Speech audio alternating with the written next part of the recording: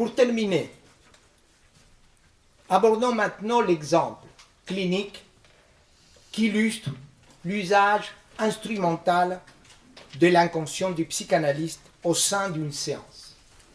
L'analysant, un jeune homme de 26 ans, a cette particularité étrange de s'habiller en noir, tout en noir. Depuis le premier rendez-vous où je l'ai reçu, il porte immanquablement un costume noir, toujours le même,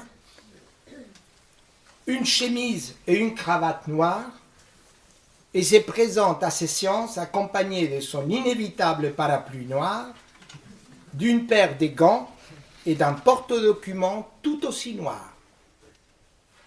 Je dois vous dire, maintenant je n'ai plus ces patients, mais quand il était dans la salle d'attente, ça gênait les autres patients qui pouvaient le voir. C'est un jeune homme aux cheveux soigneusement coiffés, de très belle allure, duquel émane une certaine dignité mêlée d'une souffrance profonde. Il me consultait car il avait l'impression que rien n'aboutissait dans sa vie, que tout s'était arrêté. Au cours du premier entretien, j'apprends qu'à l'âge de 6 ans, il perd tragiquement sa mère dans un accident de voiture. Pendant 1 an, son père lui fera croire que sa mère est partie en voyage. Depuis ce drame, il n'est jamais parvenu à trouver des attaches affectives, que ce soit auprès d'un père froid et indifférent, ou auprès des divers membres de sa famille, des attaches qui lui auraient permis peut-être de faire son deuil. Dès les premières séances, j'avais le sentiment de me trouver devant un être malade, d'un deuil inaccompli, d'un deuil enclavé dans sa vie psychique, comme un obscur noyau de lave pétrifié. 2 ans plus tard, au cours d'une séance, et au détour d'une de ces phrases, j'entends ces mots: « Depuis que ma mère est partie », sans trop comprendre, je suis comme appelé par ces mots, depuis que ma mère est partie, je suis appelé à me concentrer et fermer les yeux.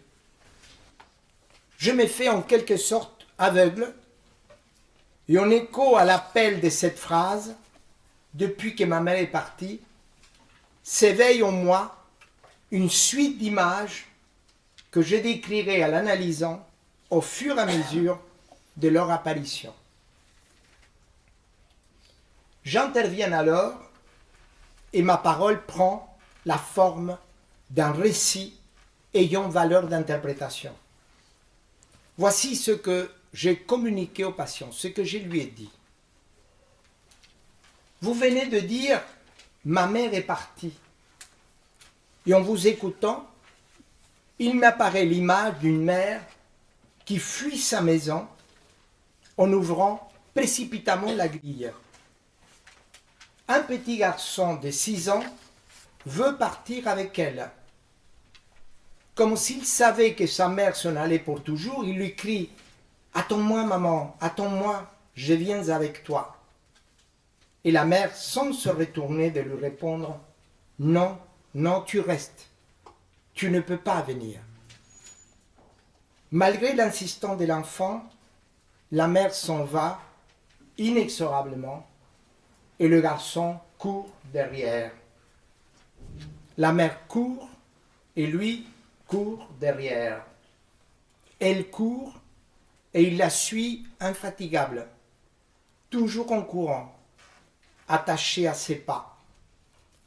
Ainsi vont mère et enfant l'un derrière l'autre, sans jamais se rejoindre.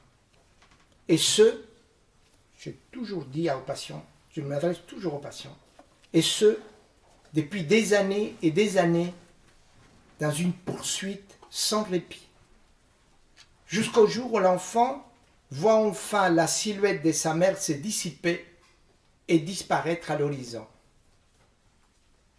Demi-nuit et essoufflé, le garçon décide alors de s'arrêter et de renoncer finalement à rejoindre sa mère. Épuisé, il s'assied sur le bas-côté du chemin, reprend haleine et soudain, en observant ses mains et ses jambes, il découvre, étonné, qu'il n'est plus un enfant, qu'il a grandi et qu'il est devenu un homme. Qu'à l'intérieur de lui-même, il a aussi mûri parce qu'il ne vivre ni ne rêve plus de la même manière. Voilà, c'est une longue intervention. Après ces mots, je marque une pause dans mon intervention et en m'adressant plus directement aux patients qui n'avaient rien dit jusqu'à ce moment-là, j'ajoute, vous voyez cet arrêt au bord du chemin où vous vous reconnaissez comme étant différent, c'est cela l'analyse, c'est justement le travail que nous sommes en train de faire ensemble. Voilà. Toutes ces paroles et toutes ces images que je viens de vous rapporter, je les ai communiquées à l'analysant au fur et à mesure de ma perception interne. Je dois dire qu'après cette séance, je me suis précipité à la réécrire au plus près de ce qui s'est passé. C'est pour ça que je garde le texte de mon intervention, au mieux possible. Certainement, j'ai dû l'améliorer, mais la base, c'est celle-là. Il faut que je vous dise que pendant que je parlais, le patient écoutait dans un silence entièrement suspendu à mon dire. Et à la fin de mon intervention, j'entendis son émotion étouffée par des sanglots retenus.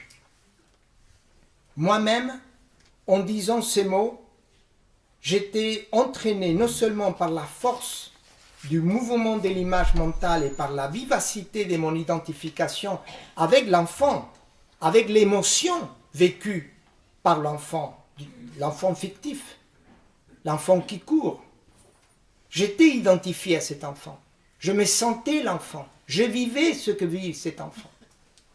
Mais j'étais aussi entraîné par la parole qui venait à moi et me dépassait. Mais, certes, j'étais transporté par l'image et par la parole, mais je tiens tout particulièrement à le souligner, en étant toujours maître de mon intervention et conscient de ma dissociation. Par exemple, il y avait des mots que je n'ai pas voulu dire, comme par exemple, l'idée m'est venue de dire « cette mère est partie au royaume des cieux ». Et j'ai dit non, ne dites pas ça. C'est pour vous dire que j'ai choisi mes mots. J'ai choisi mes mots. Ce n'était pas le poète inspiré, non.